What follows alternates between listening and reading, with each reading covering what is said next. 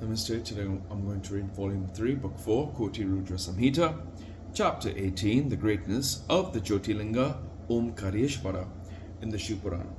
Vakratuna Mahakaya.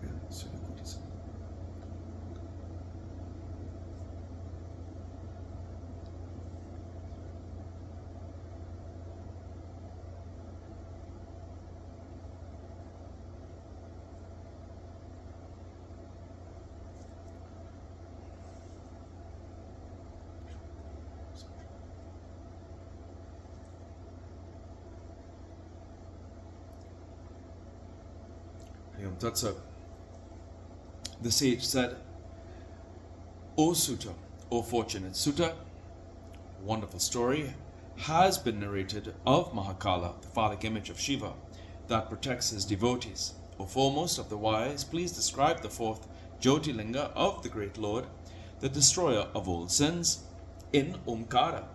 Sutta said, O Brahmins, O great sages, I shall describe to you with pleasure how the phallic image of Lord Shiva, named Paramesa, manifested from Omkara. Let it be heard. Once the holy sage Narada served with great devotion the phallic form of Shiva, named Gokarna, after going there.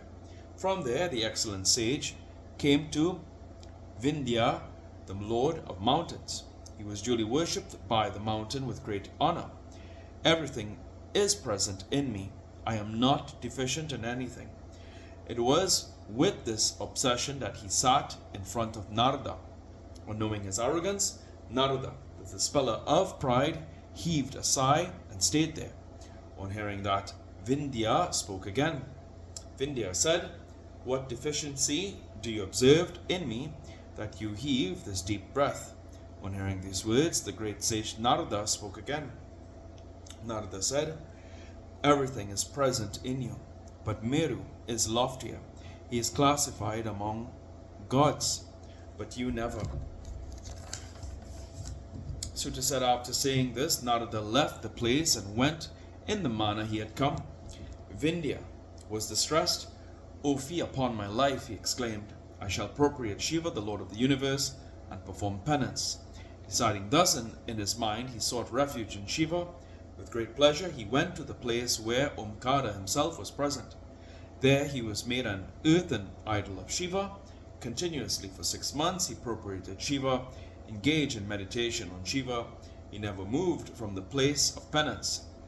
On seeing the penance of Vindhya, Shiva, the delighted consort of Parvati, revealed to him his real form, inaccessible even to the yogins. Delightedly he said, Tell me what you wish in your mind.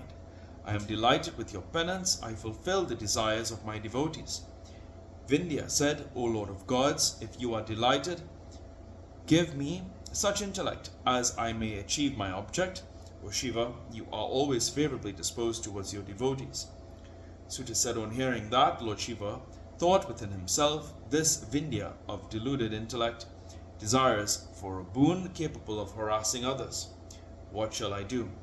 I shall grant him that boon which, being auspicious for him, may not harass others. Sutta said, still Shiva granted him that excellent boon. O Vindhya, king of mountains, do as you please. This time the gods and the sages worshipped Shiva and said, You must stay here.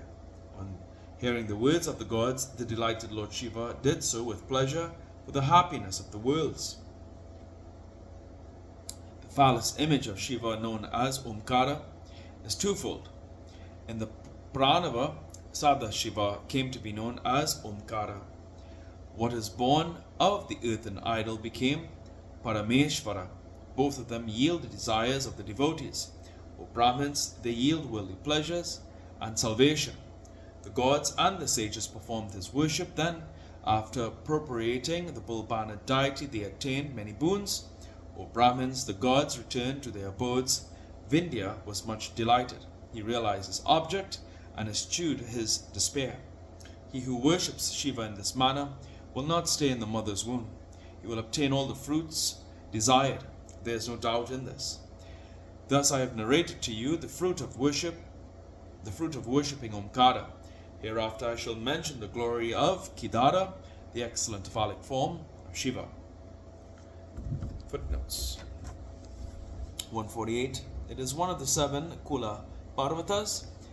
It forms the dividing line between the north and the south.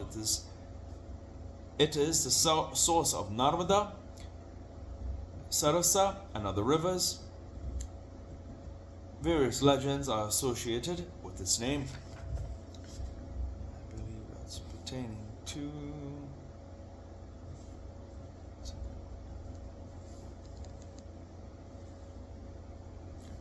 the Vindhya. And here ends today's reading of the Shiva Puran.